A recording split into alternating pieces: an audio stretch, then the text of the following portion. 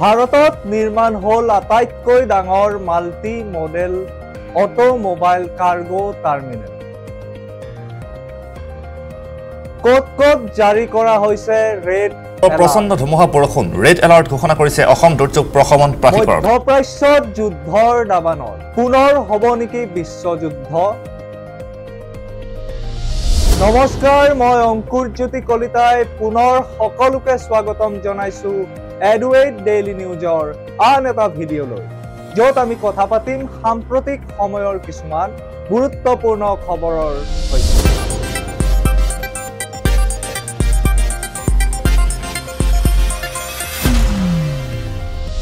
2021 চনত ভাৰত চৰকাৰে এক সিদ্ধান্ত লৈছিল গতি শক্তি কাৰ্গো টাৰ্মিনেল নিৰ্মাণ কৰাৰ, যাক শ্বৰ্ট ফৰ্মত GCT বুলি কোৱা হৈছিল।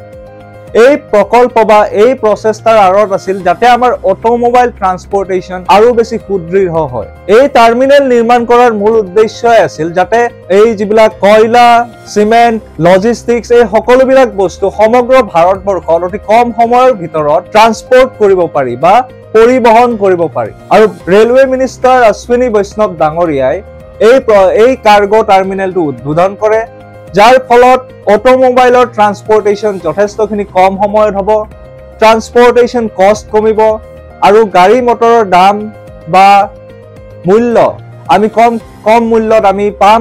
গতিকে আমাৰ বাবে ই এক সুখবৰ, নহয়নে? এতিয়া আহিছো আমাৰ দ্বিতীয়টো খবৰলৈ।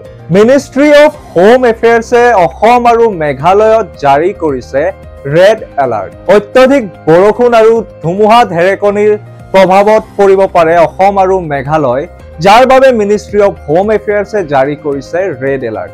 আগন্তুক বুধবাৰ আৰু বৃহস্পতিবাৰে এই ৰেড এলাৰ্ট জাৰি কৰা হৈছে আৰু শুক্ৰবাৰলৈ অৰেঞ্জ এলাৰ্ট জাৰি কৰা হৈছে। গতিকে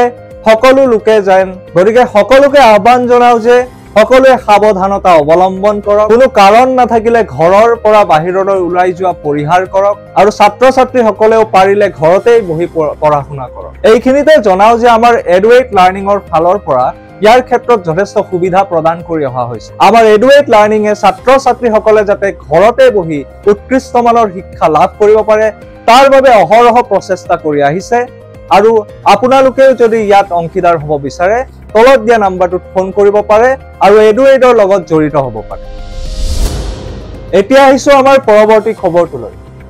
আমাৰ এডুৱেট ডেইলি নিউজৰ কেইদিনমান আগৰ এটা খণ্ডত আমি প্ৰকাশ কৰিছিলো যে ভাৰতৰ মাননীয় প্ৰধানমন্ত্ৰী নৰেন্দ্ৰ মোদী ডাঙৰীয়াই ভাগ ল'ব G7 সামিটত, যি কানাডাত অনুষ্ঠিত হোৱা কথা আছিল। অৱশেষত আমাৰ ভাৰতৰ মাননীয় প্ৰধানমন্ত্ৰী নৰেন্দ্ৰ মোদী ডাঙৰীয়াই ভাগ ল'লে G7 সামিটত, য'ত তেওঁ ব্যক্ত কৰিছে যে ভাৰতে গ্লোবেল সাউথৰ যি সমস্যাসমূহ তাক লৈ সদায় মাত মাতিব বা হাইলাইট কৰিব। লগতে মধ্যপ্ৰাচ্যত যি যুদ্ধ চলি আছে তাক লৈও তেখেতে উদ্বিগ্নতা প্ৰকাশ কৰা দেখা পোৱা গৈছে। আৰু এই এখন ফটো প্ৰকাশ পাইছে য'ত আমাৰ ভাৰতৰ প্ৰধানমন্ত্ৰী নৰেন্দ্ৰ মোদী ডাঙৰীয়াই বিশ্বৰ আন শীৰ্ষ নেতৃত্বৰ লগত এখন ফটো উঠিছে।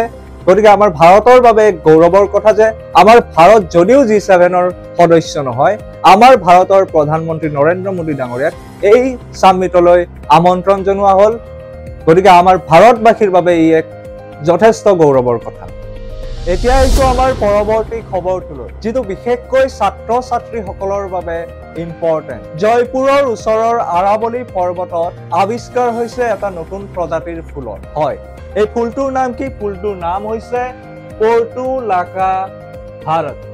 এই ফুলটোৰ নামকৰণ কৰা হৈছে পৰ্টুলাকা ভাৰত, ঠিক আছে। আৰু এই ফুলৰ প্ৰজাতিটোক কোৱা হৈছে ইণ্ডিয়ান এণ্ডেমিক্সৰ লিষ্টত ধৰা হৈছে, অৰ্থাৎ এই ফুলৰ প্ৰজাতিটো অকল ভাৰতবৰ্ষতে উপলব্ধ বুলি আমি জানিবলৈ পাইছো। লগতে তোমালোকে পাইছা ক্লাছ 10ৰ ছাত্ৰ ছাত্ৰীসকলে IUCNৰ কথা পাইছা। লগতে ইয়াত কোৱা হৈছে যে IUCNৰ ক্ষেত্ৰতো এই ফুল বা এই ফুলৰ প্ৰজাতিটোৰ ডাটা সাফিচিয়েন্ট বা বৰ বেছি ইয়াৰ বিষয়ে জানিবলৈ পোৱা নাযায়। গতিকে এই ফুলপাহ কেনেকৈ সংৰক্ষণ কৰিব লাগে, কি জলবায়ুত এই ফুলৰ প্ৰজাতিটো জীৱিত হৈ থাকিব তাক লৈ যথেষ্ট চিন্তা চৰ্চা চলি আছে, যথেষ্ট কাম কাজ কৰি আছে। ভৱিষ্যতে চাগে আমি আৰু বেছি এই ফুলৰ প্ৰজাতিটোৰ কথা জানিব পাৰিম, তেতিয়াও নিশ্চয় ছাত্ৰ ছাত্ৰীসকলক আমি এই বিষয়ে অৱগত কৰাম।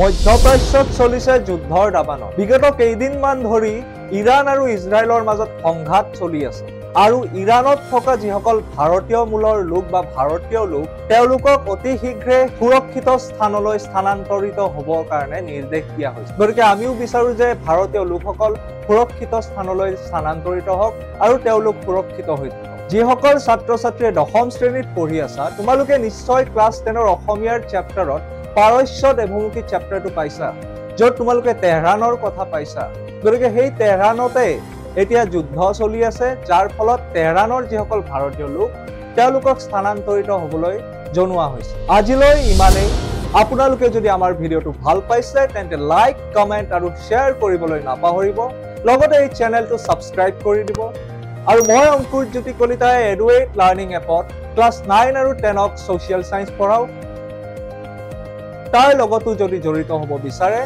তলত দিয়া নম্বৰটোত ফোন কৰক আৰু আমাৰ এই যাত্ৰাত ভাগ লওক